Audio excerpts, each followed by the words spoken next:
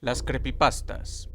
Aquellas historias de terror que han revolucionado el internet a lo largo de los años, ya sea por su historia, por la imagen que la acompaña o por su contexto.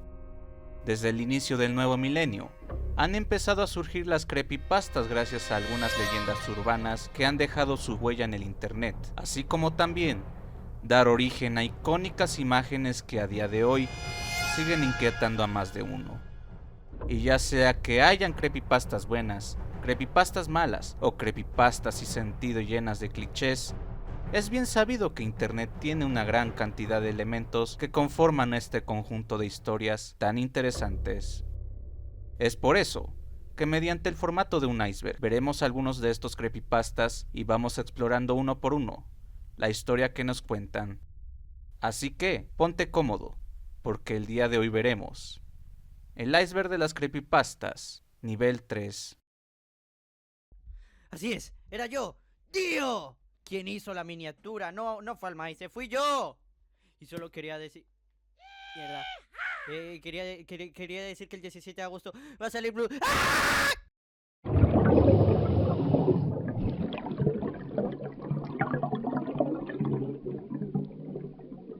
Se te acabó el tiempo. Esta es la famosa frase de una mujer, antes conocida como Natalie Willett, una chica adolescente procedente de una familia disfuncional, derivado a los abusos verbales y psicológicos que sufría, mismos que nunca pudo contárselos a alguien más en su momento. Natalie fue una chica que vivía de muchos momentos oscuros de maltrato y abuso de muchas personas cercanas a ella. Incluso su vida fue tan miserable que cuando tuvo 16 años, su pareja Chris rompería con ella con tal de ver a otras personas, citando su macabro arte y su mentalidad negativa que dejaba desconcertado a Chris. Fue tanto el hartazgo que tuvo Natalie que terminó por coser las comisuras de la boca, creando una sonrisa con hilo negro y puntos de sutura. Fue tanta la locura que tenía que su madre preocupada decide llevarla a terapia, y en la cita Natalie explica que tiene problemas con el tiempo, al punto de que el concepto y el tiempo en sí estaban en su contra, dándole razones de por qué sufrió demasiado durante su vida. Tras esto, sería recetada con medicamentos mentales que ayudarían a mejorar su condición mental. Es entonces que se le programa una cirugía la cual sale mal. A pesar de que ella podía responder y moverse, sufría de un desmayo momentáneo y tosía sangre sin razón aparente. Natalie adquiere un nuevo look, teniendo ojos verdes vibrantes y tras volverse completamente loca, acaba con la vida del médico y dos guardias para escapar del hospital. Y es ahí donde comienza con su ruta genocida, obligando a dejar este mundo a su familia y entrando al baño viendo un viejo reloj de bolsillo que tenía su padre en el borde del fregadero, donde escucha el sonido del mecanismo del reloj que la dejaría completamente apagada. Y es ahí que repetiría lo que le había hecho el terapeuta y se quitaría el ojo izquierdo y se incrustaría ese pequeño reloj en su lugar, naciendo así Clockwork.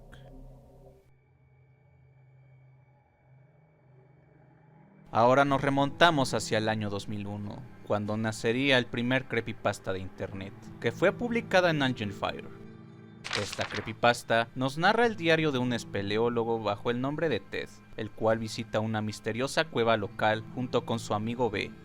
Dicho diario, que se narra del 30 de diciembre del año 2000 hasta el 19 de mayo del 2001, nos cuenta la historia de estos dos hombres que deciden explorar una extraña cueva, hasta toparse con un hoyo pequeño el cual se dan cuenta que había un flujo de aire salir de ahí, y al momento de iluminarlo ven que se trataba de un pasadizo muy profundo. Usando su propio equipo de excavación, comienzan a picar la pared, una pared muy dura que les costaba días para agrandar el hoyo, lo suficiente como para poder ingresar allí, y mientras picaban, escuchaban extraños ruidos que provenían de ese agujero. Ted y su amigo B tenían muchísimos problemas entre sí, al punto de que B decidió dejarle un mensaje dejando de lado su exploración en la caverna, y ahí fue donde Ted decide realizar el trabajo por cuenta propia, minando el angosto recorrido, mientras sentía un montón de malas sensaciones, miedo, pánico y una sensación de que la cueva no lo quería dentro. Fue una ocasión donde Ted Al momento de hacer su recorrido dentro del agujero, descubriría un extraño ser que se encontraba en la oscuridad, que lo observaba todo este tiempo. Y también, durante su exploración realizaría un croquis que Ted elaboró luego de observar un jeroglífico que había dentro de la cueva, mismo que no sabemos su ubicación, así como su significado. Al final, el 19 de mayo de 2001, Ted decide comprometerse en explorar la cueva por última vez, y terminaría su entrada prometiendo que volvería aclarando todo lo que pasó. Sin embargo, luego de esa entrada, Ted no publicaría nada más. Luego de que esta historia fuera revelada, habían personas que dudaban de su veracidad, si era una historia real o simplemente un montaje con tal de perturbar a los lectores que visitaban su página web. Independientemente de si sea real o no, este creepypasta sin dudas se siente tan real que hasta incluso te hace dudar acerca de su realidad.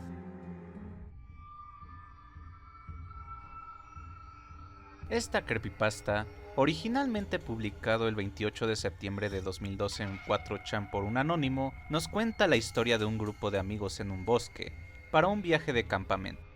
En ese viaje, comienzan a notar extraños comportamientos en uno de los campistas, donde se comportaba de manera antinatural, hasta que descubren que un ser malévolo, una extraña forma, tomó la apariencia de ese campista, y debido a lo misterioso que era ese ser, fue conocido como Goatman, un ser que disimulaba ser alguien que no era con tal de infiltrarse en grupos y cazar a sus presas.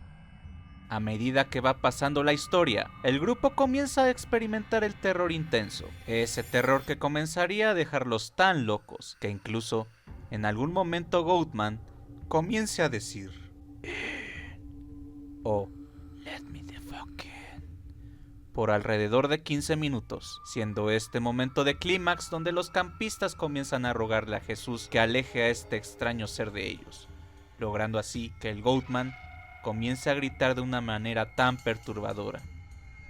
Esta historia, si bien termina de una manera muy suave, el desarrollo de la misma es tan perturbadora que incluso te deja un rato perplejo. Esto se trata de una serie de historias realizadas en Reddit divididas en 8 entradas, que cuentan una serie de anécdotas de rescatistas, los cuales son sumamente turbias, al punto de que han llegado a causar una gran inquietud y desconfianza a todo aquel que los leyera. Son historias bastante largas, pero cuentan varias historias paranormales que ocurren en la naturaleza, así como una serie de leyendas urbanas que a día de hoy siguen perturbando a más de una persona. Trata de un chico llamado Toby Rogers, el cual nació el 28 de abril de 1992. Tuvo una etapa muy complicada desde niño, ya que era un chico que padecía el síndrome de Tourette, mismo que le causaba problemas con los demás, bullying y constantes ataques burlándose del chico por su condición. A pesar de ello, el chico tenía insensibilidad al dolor, ya que cuando era golpeado, este nunca sentía los golpes, pero tiene claustrofobia debido a múltiples acontecimientos donde su padre lo castigaba en un lugar pequeño. Y es muy importante esto, ya que Toby Rogers en la adolescencia sufrió de un accidente el cual lo dejaría con cicatrices en la cara, y tras un montón de maltratos e intimidaciones de los demás, es ahí donde Toby se convierte en un asesino muy poderoso, que no tenía piedad por nada. Teachy Toby, llamado así debido a su relación con el síndrome antes mencionado, posee una máscara y porta cuchillos como su arma principal, así como un hacha o cualquier arma blanca, el cual esté dispuesto a usar como su armamento, para así acabar con cualquier persona, ya sean niños pequeños, como también todo aquel que le recuerde su pasado, o simplemente lo mire a los ojos y lo provoque. Sin dudas, una historia muy interesante, y que honestamente no sé cómo es que nunca logró ser tan popular como Jeff the Killer. Traducido como Infortunio.gb, se trataba de un videojuego perdido de Game Boy, un videojuego el cual se tenía acceso mediante un conjunto de pasos que aprovechaban bugs y glitches que tenían los cartuchos, dando acceso a un extraño juego RPG que algunos sospechaban que podía ser maldito. El juego simplemente se trata de un niño que aparece en una habitación donde presencia una alfombra en forma de cruz invertida a la que da acceso a una puerta, mismo que da lugar a un escenario donde aparecen paredes de madera, y es ahí donde el niño va al centro, y se topa con un extraño ser que nunca revela su identidad, diciéndole: yo existo en el propio tejido de la realidad. ¿Quieres desafiarme? Obligatoriamente se elige la opción sí, puesto a que la opción no, el juego se estropeaba. Al pulsar sí, lo primero que te muestra son 4 pequeños edificios, donde el personaje dice: elige mal, y el infortunio caerá hacia tus seres queridos. ¿Estás listo para jugar? Es aquí donde, si eliges la puerta incorrecta, aparece el ser en pantalla diciendo: yo soy Dios aquí, mientras suena una canción muy inquietante. Y es en este momento donde muchas personas caen en depresión, sufren problemas de salud y una maldición que arruina completamente sus vidas. Se cree que este videojuego, en base a los sprites que presenta, estuvo infiltrado en juegos como el primer Pokémon o Zelda Link's Awakening. A día de hoy, el juego es tan misterioso que no se sabe su final o cómo pasárselo, incluso no se sabe cómo fue creado. A pesar de que algunos crean que MissFortune.gb se trate de un hack ROM, este juego se cree que es real, y esto gracias a una entrada de un blog que te da instrucciones de cómo acceder al juego desde Pokémon Amarillo. Lamentablemente, las imágenes de la entrada están perdidas, y a pesar de que se vea creíble esta entrada, el misterio acerca de su veracidad sigue vigente. ¿Tú qué opinas? ¿Es real o es un creepypasta? Esta es una historia dividida en 6 partes, que habla acerca de una serie de historias de amor, el cual, para no hacerla larga, se lo resumiré en un breve texto que simplificaría la historia completa de 2 horas y cuarto. Se trata de una historia de amor ilegal, amor entre una persona mayor y un menor de edad, el cual el antagonista tiene una enferma obsesión con el protagonista, al punto de herirlo por sus celos. El protagonista tiene la misma apariencia y parentesco con un personaje llamado Josh, mismo que fue raptado por el antagonista y sufriría de abusos con tal de hacerlo su pareja. El antagonista, tan enfermo y alucin, hace a Josh lo más parecido al protagonista, dándole la apariencia y atuendo que tanto veía de él. Al final, el antagonista usaría a Josh para hacer lo que nunca le podría hacer al amor de su vida, lo cual es obligarlo a dejar este mundo. Y esto, claro, porque el antagonista quería irse de este mundo sin dejar de pensar de que el amor de su vida seguiría siendo un chico. Tras esto, la historia simplemente retrata una situación de amor ilegal, el cual buscaba perturbar al lector de una manera sumamente increíble. Y sin dudas, considero que esta historia llega a generar shock si lo entiendes perfectamente. Qué nostalgia hablar acerca de esta creepypasta, uno de los primeros que había leído y escuchado por el lejano 2011. Y no es broma, la historia nos cuenta acerca de un aficionado el cual compra una copia de Pokémon Plata y al momento de ir a su casa a jugar, nota que el logo de Game Freak se congela sin iniciar, y no sería luego de un rato, donde el juego se pone negro un momento, y aparecería el menú que forzosamente lo pondría en continuar, notando que había un gran avance. 16 medallas, las horas de juego al máximo, el dinero al máximo, y todos los Pokémon coleccionados. Mira los Pokémon y observa que habían 5 Pokémon desconocidos que formaban una letra, y que juntos decían vete, y un Pokémon llamado Harry, que era un Cyndaquil de nivel 5 que solo tenía 2 ataques que no hacían nada. El jugador había estado en lo que parecía ser un escenario vacío con una columna, hasta llegar a una escalera que pondría la pantalla en negro, pero esta pantalla solo se trataba de oscuridad. Y es que usaría a Harry para pintar el mapa de color rojo ensangrentado, pintando un camino de color gris, misma que al caminar empezaba a oscurecer la habitación más y más, hasta encontrar un cartel que decía date la vuelta ya, y luego 2 opciones que al elegir sí te lleva a otra planta oscura. Con el intento de usar a Harry nuevamente, el sistema decía que estaba débil, y ahora, al revisar los Pokémon, vemos que los Unknown crean una serie de letras que dicen ha muerto. Es ahí que la sala se ilumina y al salir se encuentra con unas tumbas que no permitían hacer mucho. Entonces, cuando revisa a su entrenador, aparecía con los brazos amputados y este tenía 24 medallas. Es en ese momento que se teletransporta a una habitación rojiza con el protagonista ahora blanco, pálido como la nieve, y al momento de revisar el entrenador, este aparecía blanco y con las piernas amputadas y llorando sangre.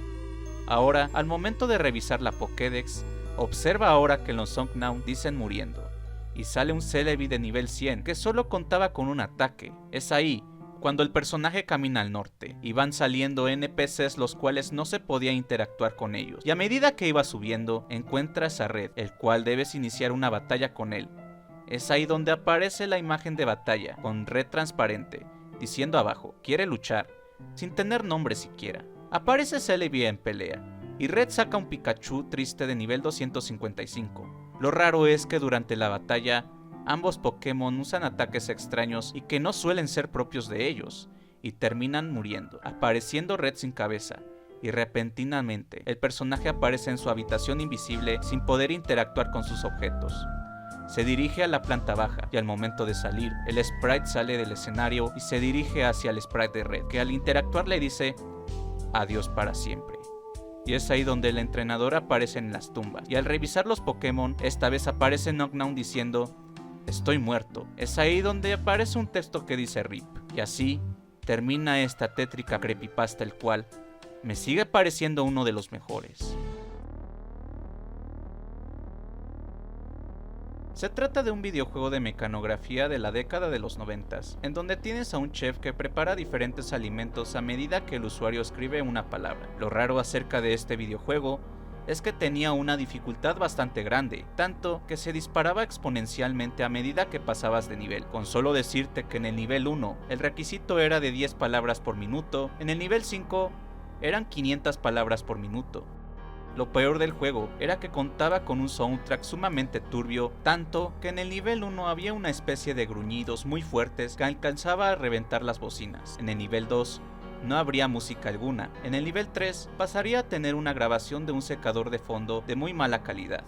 Y en los niveles 4 y 5 pasaría a tener un sonido chillante que causaba un fuerte sonido en el tímpano de cada jugador que llegaba así de lejos. Lo más inquietante del juego era el propio personaje, que se veía tan turbio que realmente llegó a atormentar a muchos niños en las noches cuando estos jugaban el juego. Este juego estuvo tan oculto durante muchos años, tanto que unos hackers lograrían apoderarse de una ROM y explorarían dentro de él, haciendo que pudieran pasar el nivel 5 gracias a una serie de hackeos. Pero al momento de pasar el nivel 5, el juego comenzaba a llenar el sistema de imágenes muy fuertes, de personas deformes gritando de dolor mientras sus ojos parecían sangrando y su piel se desgarrara en varias partes. Si el usuario borra estas imágenes, el sistema se rompe, mostrando pantallazos azules. Es entonces que los hackers investigan que un byte causa todo esto, así que lo borran y al momento de acceder al nivel 6, no se sabe absolutamente nada de este, pues los propios hackers aseguran haber quedado traumados de por vida por lo que vieron. Se trata de un extraño videojuego para computadora lanzado en el año de 1989 por Carvina Corporation, que consistía en explorar una mina abandonada donde se tenían que manipular diversos objetos a lo largo del mapa. El juego permite elegir a dos personajes llamados Porto y Gas, y en caso de que eligieras a Porto, despertabas en la mina, y a medida que vas avanzando a lo largo del juego, Porto podía encontrar la forma de salir, pero es ahí donde salía un pantallazo blanco que no te dejaba hacer más.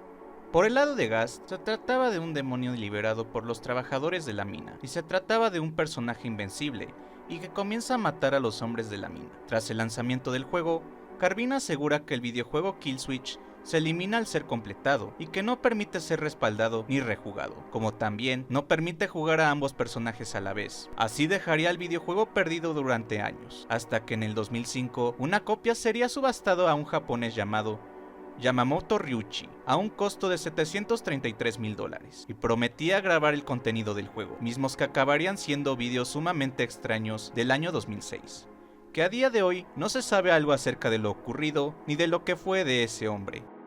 No sería hasta el 2013 cuando un usuario de YouTube llamado Bartosz Chalupnik aseguraba tener una de las copias del juego, comenzando una serie de gameplays los cuales generarían ciertas dudas al respecto, como jugar con los dos personajes, así como el hecho de que el videojuego esté en inglés, siendo que el juego estaba hecho en la Unión Soviética. Al final, esta historia terminaría siendo falsa, e incluso este juego terminaría siendo completamente una historia que ha engañado a más de una persona a lo largo de la historia. Esta se trata de una historia que cuenta el usuario Lemon Lambs School, cuando comienza a chatear en un canal donde un usuario llamado Funnymouth se conectaba a los canales para solo comentar un montón de cosas que nadie entiende de qué se tratan. Funnymouth era un usuario que se caracterizaba por su mala escritura y por su peculiar emoji que dejaba en los chats y correos electrónicos, que parecía ser una especie de cara sorprendida. A medida que pasa la historia, el narrador cuenta una serie de sucesos que va viviendo fuera del chat, como tener pesadillas luego de haber dejado la computadora esa noche. La pesadilla que tendría en esa noche, luego de dejar la computadora, llegaría a deformar sus sueños más recurrentes, tanto que lo despertaría al nivel de que sentía que algo lo estaba tocando. Es ahí cuando llega a la mañana a revisar su correo y observa que el usuario Funnymouth le había dejado MDs en su correo personal. Y es que es tan raro ya que el narrador nunca le dejó su contacto en la sala de chat. El narrador respondería a ese MD y es ahí cuando Funnymouth respondería rápidamente el MD, hasta que el narrador, de nombre Carlos Watts, no respondería a Funnymouth. Es ahí cuando en la noche checaría su correo y hallaría un MD de Jorge, el cual le dice que la página consultadeventas.com estaba crasheada. Accedería a la página consultadeventas.com nuevamente, y este lo redirigía a una página llamada sangre.com, el cual contiene una gigantesca cara pixelada con una lengua desfigurada. Es ahí cuando Carlos mandaría un MD a Jorge, y Jorge no le cree, dice que la página sigue caída y no era una redirección. Carlos, al observar la cara, observa con detalle que no era del todo pixelada y que se trataba de una serie de letras pequeñas que decían Funnymouth. Tras esto, Funnymouth le mandaría una serie de MDs a Carlos diciéndole: "Veo tu apuesto rostro", saludándole y molestándole constantemente. Y esto mientras Carlos aseguraba haberlo bloqueado. Carlos respondería exigiéndole que pare, para luego mandar un mensaje formal pidiéndole que restaure su sitio web y también rogando disculpas. Es en ese momento cuando Funnymouth le responde con el emoji de la cara, causándole una frustración enorme en Carlos, que duraría un rato hasta ir a la cama y dormir, pensando que soñaría tranquilo hasta sentir unos dedos alrededor de sus dientes, apretando su mandíbula inferior. Así, despierta y se va dirigido al baño, prende la luz y mira al espejo sin reaccionar, hasta que al momento de sonreír, se da cuenta que su mandíbula estaba rota. Su lengua se deslizaba y siente que al momento de quitarse sus dientes, parecía que no le iba a pasar nada. Y es ahí en donde cae en la locura al nivel de decir: "Qué rostro tan apuesto, qué boca tan divertida, qué boca tan divertida, boca divertida", sin parar. Y así termina esta tétrica historia, con Carlos dejando los mismos comentarios que decía Funnymouth en el chat de la página web. ¿Me creerías si te dijera que Sonic.exe ha tenido una secuela? Sí, el creepypasta que rompió el internet hace años tuvo una segunda parte que habría pasado muy desapercibido. Esta secuela comienza con Chelsea, la hermana de Derek Green, que pasa tiempo con el videojuego Sonic.exe con tal de buscar respuestas ante las situaciones ocurridas en la precuela de la historia. Sin embargo, comienza a tener actitudes sospechosas, hasta que en Navidad Derek se entera de que su hermana dejaría este mundo gracias a eso. Y es aquí cuando Derek no deja de pensar en la situación, tanto que en el funeral de su hermana, una mujer llamada Shannon Goldman dijo ser parte de una secta llamada Culto a X, mismas que fueron generando dudas. Fue en febrero de 2012 cuando Cole intentaría ayudar a Derek con el caso, y no sería un mes después cuando Derek comienza a jugar el juego y se entera de que hay nuevos personajes dentro, siendo Shadow, Sully y Roach. Nuestro protagonista comienza jugando con Shadow, y dentro de lo que ocurre en el juego, Sonic.exe comienza a perturbar a nuestro protagonista, masacrando a Shadow y dejándole un mensaje a Derek: "Estás aprendiendo más sobre esto mejor que nadie, ¿verdad, Derek?". Y es ahí que Derek quitaría el juego y comienza a tener una paranoia acerca de si Sonic tiene relación con ese culto a X. Así fue cuando aumentan los casos de asesinato, todos dados gracias a que jugaban ese extraño juego de Sonic.exe. Y no sería hasta el 24 de agosto de 2012 cuando Derek jugaría nuevamente. Para esta ocasión seleccionará a Sully, y a medida que juega notaría cosas muy extrañas, de imágenes perturbadoras de Sully sonriendo mientras siente un violento volteo en su cuello sin sentir dolor. El creepypasta termina con una cinta de audio de Derek confrontando al culto, y a medida que habla con Sharon Goldman, la conversación se vuelve tensa y muy perturbadora, terminando con X apareciendo confrontando a Derek diciéndole: ¿listo para una segunda ronda? Y fue ahí cuando se escuchan gritos de Derek, mientras Sonic.exe se ríe mientras un ruido muy fuerte suena, distorsionando el audio, y así el creepypasta termina con Sonic.exe ganando nuevamente.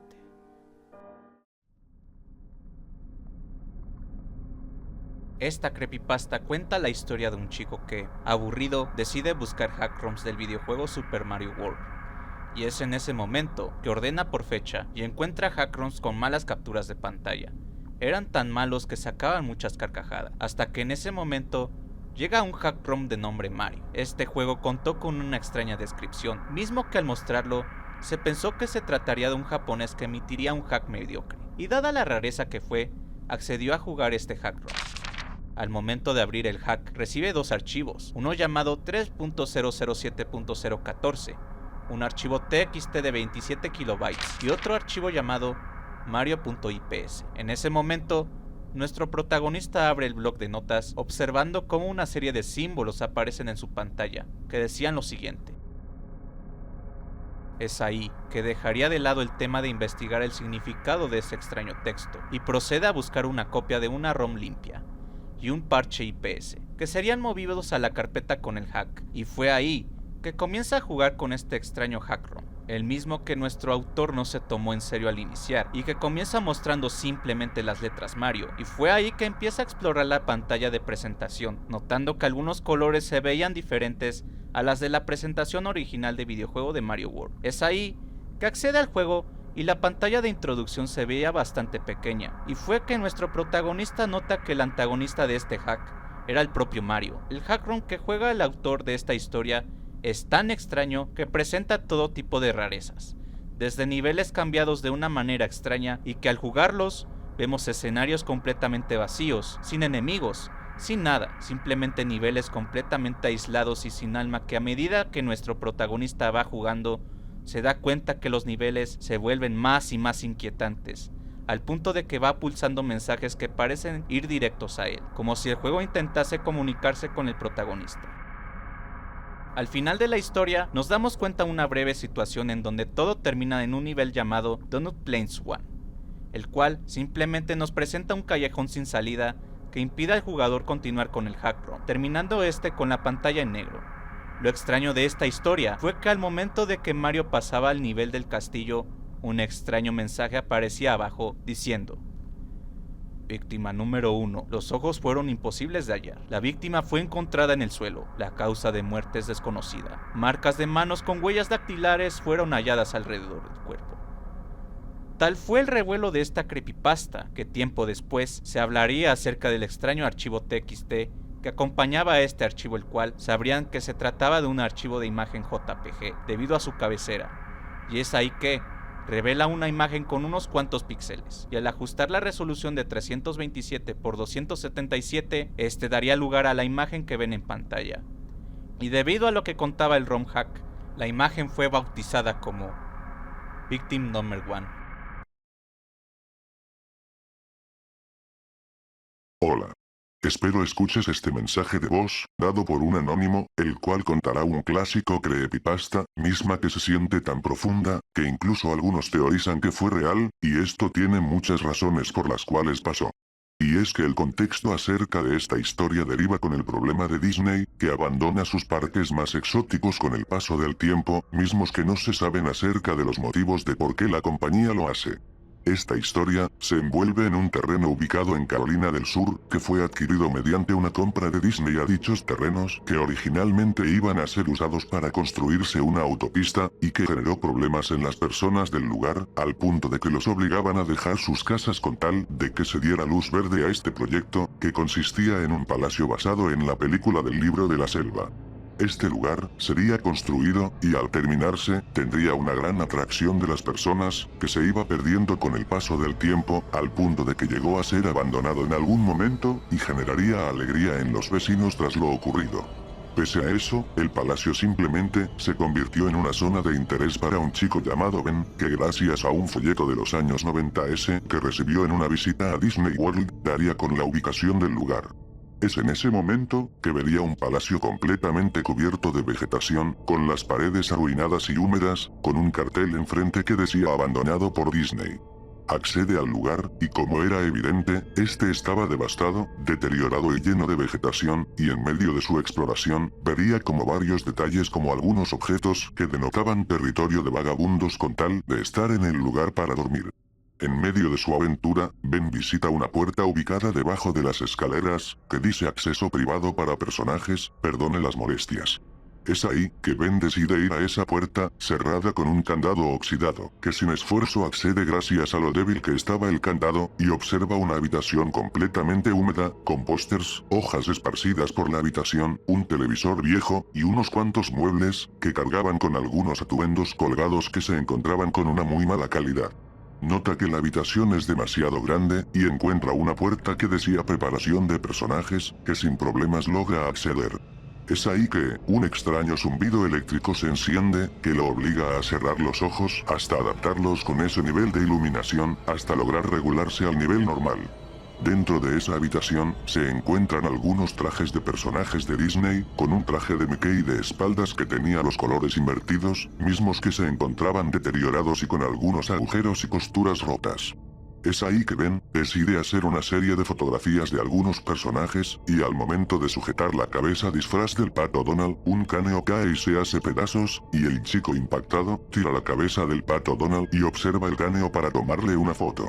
Al momento de querer tomar la foto, ve como el traje de Mickey se movía y lo miraría fijamente con sus ojos rojos, y el joven balbuceando no, y con el miedo ganándole en su cuerpo, intenta tomar una foto del personaje, pero la cámara comienza a mostrar píxeles borrosos, y de los nervios tira la cámara, y este acaba con la pantalla en negro. Finalmente, la creepypasta termina con la botarga de Mickey, sujetando su cabeza, y diciendo, «Oye, ¿quieres ver cómo me quito la cabeza?». Y es ahí que la botarga retira la cabeza de su cuerpo, y comienza a brotar una gran cantidad de sangre. Ben decide correr para huir del lugar, y observa como el umbral del lugar dice abandonado por Dios. Y es ahí cuando Ben sabe perfectamente del por qué la información del lugar nunca fue revelado y era muy escaso, que no era tomado como una prueba legítima. Esta historia nos cuenta un caso bastante peculiar acerca de un proyecto extremadamente secreto organizado por un científico anónimo en el año de 1971, científico que es contado en la historia como Zimmerman. A continuación te daré la cinta que cuenta esta increíble historia. El científico Zimmerman se caracterizaba por ser una persona muy ambiciosa con lo metafísico, tanto que lo mantenía solo, pero esto no impidió sus intenciones, siendo alguien despiadado y frío, que solo le importaban los resultados de sus proyectos. Fue así que Zimmerman trabajaría en un proyecto grande que contaría con muy pocas personas, y organizaría este gran proyecto en Alaska con una financiación bastante cuestionable e increíble al mismo tiempo. Es así como Zimmerman usa el presupuesto para comprar un terreno grande en Alaska, donde construiría una estructura de hormigón, mismo que estaba en forma que el complejo subterráneo se viera tan pequeño de lo que aparentaba ser desde el exterior. La estructura contaba con únicamente una entrada mediante una escalera que conducía desde un pequeño edificio de hormigón sin pretensiones en la superficie a la red de abajo, mismo que era inmenso. Dentro de la sala de control, habían 3 puertas, uno que conducía a una sala de enfermería, otra a una sala de descanso, y otro a los pasillos, mismos que contaban con un laberinto muy complejo que podía dejarte sin salida y confundirte de camino al momento de ir allí. Los pasillos eran pero tan turbios, que llegaron incluso a perturbar a todo aquel que se metiera allí gracias al enorme silencio que invadía a las personas. En la historia, nos cuenta que el objetivo del experimento Harbinger era demostrar y observar los efectos del aislamiento prolongado en la mente humana, y se dice que el propósito del experimento era mucho más oscuro, diciendo que Zimmerman tenía intenciones de obtener una prueba de lo metafísico, donde Zimmerman buscaba abrir un portal entre mundos donde 3 entidades terminan en cada una de las 3 habitaciones. La historia se desarrolla con la inclusión de 3 sujetos de Alaska, incluidos en el experimento bajo la creencia de participar en un estudio del efecto del aislamiento en la mente humana, un joven que aparentaba estar desempleado, una mujer que parecía ser adicta a algo, y el tercero, un hombre vagabundo, donde serían sellados a sus habitaciones, y activarían cámaras, luces y parlantes. Es ahí cuando el experimento comienza con Zimmerman cantando en un idioma inentendible. y fue un rato que pasó, cuando el suelo misteriosamente comienza a temblar, las luces parpadean, mientras Zimmerman canta y los sujetos corren alrededor de sus habitaciones pidiendo ayuda a gritos. Es ahí, cuando el suelo deja de temblar, y los monitores muestran estática por un rato, hasta que sonaron gritos de mujer insoportables, y gritos de un hombre que se combinaron y se volvieron muy perturbadores. Y entonces cesan los gritos, Zimmerman se despide de todos y exige que sus empleados no vayan al complejo hasta las 10 de la mañana. Los empleados se irían a sus cabañas con nerviosismo y mucho terror por lo que había pasado, teniendo incluso problemas de sueño que los dejaría cansados y muy atareados a la hora de volver al recinto. Es ahí, cuando pasa el siguiente día, y el narrador nos cuenta lo raro que empezaba a sentirse cuando iba bajando a las instalaciones, sintiendo miedo y vacilación llegarían a las instalaciones, y entonces, el narrador mira los monitores que mostraban las cámaras de las habitaciones, y nota que en la habitación de la mujer, estaba la mujer sin vida en el centro de la sala, con una expresión de terror mirando hacia arriba. Zimmerman se enoja con esto, y manda a apagar el segundo monitor, y ordenaría que los monitores funcionen 2 horas antes, o mandaría a los de seguridad a averiguar qué pasaba en las habitaciones del joven y el viejo. Pasa el tiempo, y la estática seguía en los monitores de las cámaras de esas habitaciones, hasta que el monitor 3 volvería a mostrarse. Estaba un extraño ser, mirando directamente la cámara, con ojos negros muy grandes, piel bastante suave y clara, y el hecho de que este había crecido de altura, parecía un ser sumamente extraño que incluso hizo sentir miedo a Zimmerman, y es ahí donde el experimento comienza a salir mal, y tras esto, Zimmerman ordena a su seguridad sujetaran la puerta del sujeto 1, donde al momento de llegar, estos abren la puerta, y los hombres armados apuntando a la habitación, se escucha un fuerte chillido, y una cosa sale de la habitación confrontando a los hombres. Tras esto, los gritos y disparos cesan, y 3 hombres regresan con el cuerpo de otro que tenía cortes masivos, y la cara desfigurada que no lo distinguía, mismo que perturbó a varios hombres al punto de que vomitaron y se aterraron por lo ocurrido. Tras esto, ahora todo parecía estar en manos del sujeto 3, donde su monitor todavía mostraba la imagen del ser mirando a la cámara. Es ahí, donde un sonido extraño comienza a sonar, sonido que fue identificado como una canción llamada Living in the Sunlight de Tiny Tim, mismo que no se sabía de dónde venía. La canción a medida que pasa el tiempo, comienza a volverse más invasiva, tanto que después de unas horas, irritaría a todo el personal. Horas después, nuevamente el suelo tiembla una vez más, creciendo su intensidad con el tiempo, y después, el narrador observa el monitor, notando que el ser se había ido, y como si fuera una señal, la luz y la canción se fueron. Es ahí cuando se encienden las luces de emergencia, y el personal con mucho pánico, intentaría salir del lugar, pero nuevamente, suena la canción, y se dan cuenta que viene de los pasillos.